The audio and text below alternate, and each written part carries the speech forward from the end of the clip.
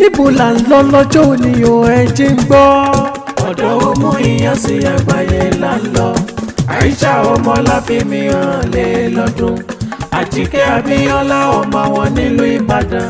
Lágbára Ọlọ́run ọba èyí ò máa níjà ṣe mọ́. Long life and prosperity kí ó pẹ́ láyé. Òkìkí Ànábì kún fáyà fún ọmọ àwọn ẹni Ọlọ́run. ọmọ wọn nílùú Ẹ̀dẹ̀mọ̀pọ̀ ògbó àgbáyé. Kìnìún lọ bẹ́ràn ọ̀kín lọ bẹ́yẹ nígbó. tó bá jẹ́ tèrè o ọ̀gá lè oró nígbó. jẹ́jẹ́ mi mo jókòó nínú ilé mi Òkìkí. Làlájá Làtífà rẹ̀ mo ránṣẹ́ pè mí. ọmọ Tọ́lá ni ọmọ wọn nílùú Ẹ̀dẹ̀mọ̀pọ̀. ó ní Òkìkí gbéra nílẹ̀ wá bá mi dúpẹ́. Umu Iyas àgbáyé o ti lé lọ́dún. ilé orin ṣáàmù ń lọ o ẹ bá mi ká lọ. long life and prosperity kò ní já ṣe mọ́. ọ̀dọ̀ Umu Iyas àgbáyé là ń lọ. Aisha ọmọ Láfími hàn lé lọ́dún. Àjíkẹ́ Abíọ́lá ọmọ wọn nílùú Ìbàdàn.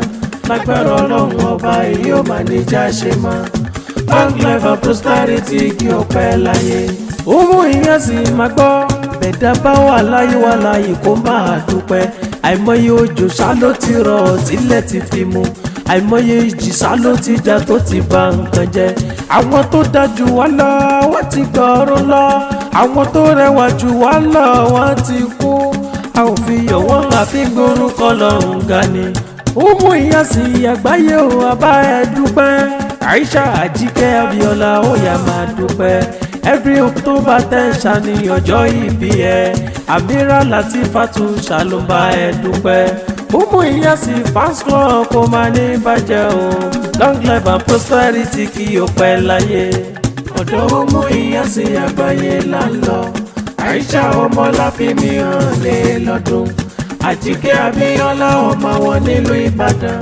Lágbára Ọlọ́run ọba èyí ò máa níjà ṣe mọ́. long life and prosperity kí ó pẹ́ láyé. Umu Iyas ọmọ Láfími hàn ní Ìbàdàn Òkìkí. Umu Iyas ọmọ Láfími hàn ní Ìbàdàn. ó yẹ jẹ́ kí ẹ délùú bàbá tó bí ẹ. ìwọ lọmọ wọn ní Ìbàdàn Olúyọ̀lé. Ìbàdàn mọ́jàmọ́jà náà fi kára wájú lẹ́rú. Ìbàdàn nílùú Olúyọ̀lé máa dúró sùn. ó máa jẹ̀gbín yóò máa fi kára fọ́ imú. Ìbàdàn oníbánisọ̀rẹ́ àìlọ́sógun. ìjà ìgboro níjà ìlú Ìbàdàn. agbóṣọṣọmọṣà agbóyàyà mọ́yà o. agbóṣọṣọmọṣà agbóyàyà mọ́yà o. ìlú Ìbàdàn ìlú Òjó ìlú Àjàyí. ìlú Ìbíkúnlé ìlú Ògúnmọ́lá. olódògbò kẹ̀ríkẹ̀rí lójú ogun. ọwọ́ kẹ̀mbẹ̀rẹ̀ bíjà nínú bàbá ẹ̀. long life and prosperity ó máa ní sanku. ọ̀dọ̀ Umu Iyas àgbáyé là ń lọ. Aisha ọmọ Láfími hàn lé lọ́dún. Àjíkẹ́ Abíọ́lá ọmọ wọn nílùú Ìbàdàn. Lágbára Ọlọ́run ọba èyí ò máa níjà ṣe mọ́. long life and prosperity kí ó pẹ́ láyé. long life and prosperity kò pẹ́ láyé o. long life and prosperity kí ó pẹ́ láyé. ẹ̀mí ẹ̀ á gùn o wá ṣọ̀pọ̀dún láyé. long life and prosperity kí ó pẹ́ láyé. ìgbé ọdún bí ọdún kan ni ó máa jẹ́. long life and prosperity kí ó pẹ́ láyé.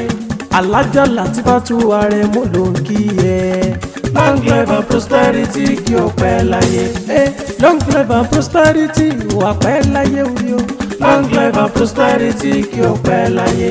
Òkìkí Ànábì Muhammadu Rasulullah ọmọ àwọn ẹni Ọlọ́run ọba kun fayakun.